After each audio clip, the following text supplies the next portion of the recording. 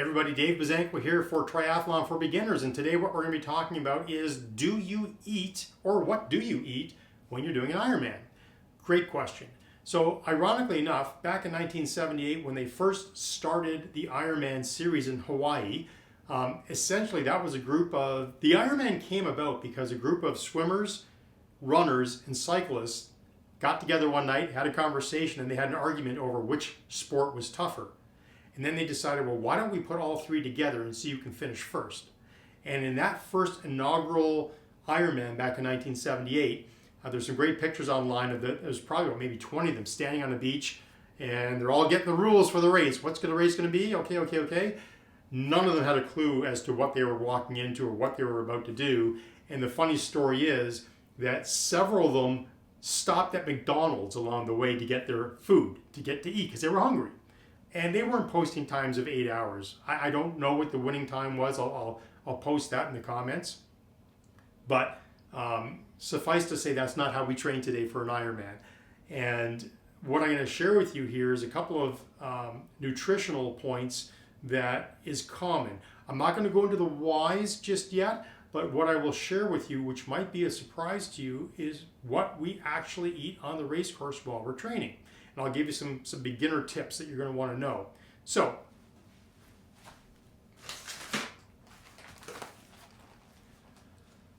when you're on the bike, the first mistake you're going to make is training with food on the bike or getting food on the bike from the aid station. The aid station on the course, although they offer nutrition, that is your last resource on the bike. You want to carry with you the fuel that you're going to need to do the race. If you drop the fuel, lose the fuel, the aid station is there to replenish something if you've lost it or maybe you didn't bring enough of it. When you're on the bike, you've got two choices. You can either take liquid fuel or you can have solids. The liquid fuel is a mixture of water and carbohydrates. I don't like it. The pros use it because the pros are racing at such a high intensity, it's really hard for their gut to handle solids. So they'll typically have a liquid diet the entire day. But the age groupers who are not going quite as fast can manage solids on the bike. And I got to tell you, if I didn't have solids in my stomach, I don't know that I'd be able to finish the race because I just feel like I'm too hungry. Now, it's hard enough trying to drink. And so when you're on the race course, okay, and while you're training, you're going to want to train with the same fuel that you're going to be using on race day. And every race will tell you, if you register for the race, it'll tell you what they're going to be offering at the aid stations so you can train with the same thing on race day or train with the same nutrition that they're going to be using on race day so there's no shocks to your system. You're already used to using this stuff.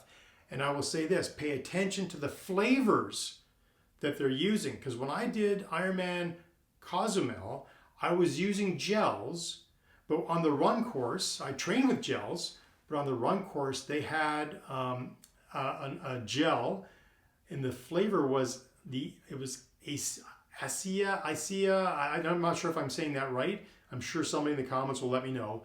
I didn't like the flavor. I really didn't like the flavor. So, and especially when you're that far into an Ironman, you're a little bit nauseous. And to put something that you can't handle the taste of in your mouth is a no-go. So that was a bit of a monkey wrench for me to try to, what am I going to do now? Because I was counting on those run gels to give me some of the carbohydrates and sugars that I needed to do the race. So let's back up again to the bike. So the first thing you want to avoid doing on the bike, if you're going to be using bars, energy bars, do not get the ones that are covered in chocolate. Why? Because it's hot out. And if you've ever tried to eat a chocolate bar on a hot day, what happens? You get chocolate all over your fingers. Now imagine you're driving down the road on your bike in an aero position and you're trying to have a chocolate bar. It's a freaking nightmare. So find, what I found is that Cliff bars or this is my go-to, protein bars here, or Simply Protein. There's 3 different flavors. There is, and I'm not sponsored by these guys, by the way. This is actually what I use. I get these at Costco. I know you can buy them online. I'll put a link down below for what they are. But honestly, this is kind of like a Rice Krispie square flavor, the lemon one. You've got a dark chocolate, and you've got a peanut butter one. And the way that I like to have these, there's no coating on this, so it's easy to eat. It's like eating a Rice Krispie square. And then I like the lemon one the least. So what I'll do is I'll have that one first, and then I'll start going for the more decadent ones as I go, because I don't want to have something I like the least at the end. And the psychology behind that is saying, okay, I know I've got a 3-hour bike ride if I'm doing a half Ironman, or I'm doing a 6-hour bike ride if I'm doing, a full Ironman. That's my time. I average 30 kilometers an hour on the bike. But what I do with these, I line them up right in my fuel belt here, and they're in order by how I'm going to eat them. The other trick is I cut the top like 90% off with scissors so that I'm not in the aero bars trying to struggle and open a package and being a disaster all over the place. I'm trying to mitigate or limit any risk of me wiping out on my bike. So I'll open up the package with scissors, and I'll have them all lined up in my fuel belt up here on my bike so that they're ready to be eaten in order. And you're going to eat one every hour on the bike. That's the nutrition. You can do the math, and I'll talk about the math in another video, but you basically are going to have some sort of, about 160 calories, which is one of these bars, of fuel every hour. The other thing that you're going to have to remember is on the bike, you're going to need to have electrolytes, and the electrolytes are going to be something like this, which is a product called Noon. Again, not sponsored. This is just what I use. And with Noon, you're going to put this into your water bottle in a concentrate form. So if you're going to be on the bike for, again, 3 hours or 6 hours, you will have the concentrate, super concentrated for 6 hours, or less concentrated, but still concentrated for 3 hours. What's going to happen is you're going to measure your water bottle by 3 or by 6, and you've got a reservoir up here. This is where my reservoir is, where this is the water I'm actually drinking on the bike. This is where my electrolytes are coming from. And so this product Noon, these tablets, they simply go into, I could pull this open here. This is literally what it looks like. It's just a little round tablet, right? That little tablet goes into my water bottle, it dissolves, and becomes my electrolyte drink. Now, on the bike, while I'm riding, let me just put this down. On the bike while I'm riding, you're going to want to go through, you want to stay hydrated all day long. That's the biggest challenge that most triathletes forget to do, is to drink on the bike. So yes, you're taking in your bar once an hour, but you've got to go through, 750 milliliters of fluids every hour. And this is going to take me to my next tip is, and this will be in another video, but you don't have to use the washroom, but my recommendation, especially if you're doing a full Ironman, even a half Ironman, if you're starting to feel back pain from your kidneys because you're just bloated from having so much water in you, go pee. Stop at one of the aid stations, go pee. Your experience will be so much better. Who cares if it takes you 5 minutes to go, get your suit off, use the washroom, get back on. Trust me, it will be mentally worth and just your physical, how you feel in the race, so much better for you. So you're going to have bars. Now, you could have gels. So what's a gel? Well, sport gels, right? I've got a Cliff gel here. I've got a Goo gel here. Again, not sponsored by these guys, but this is what I train with.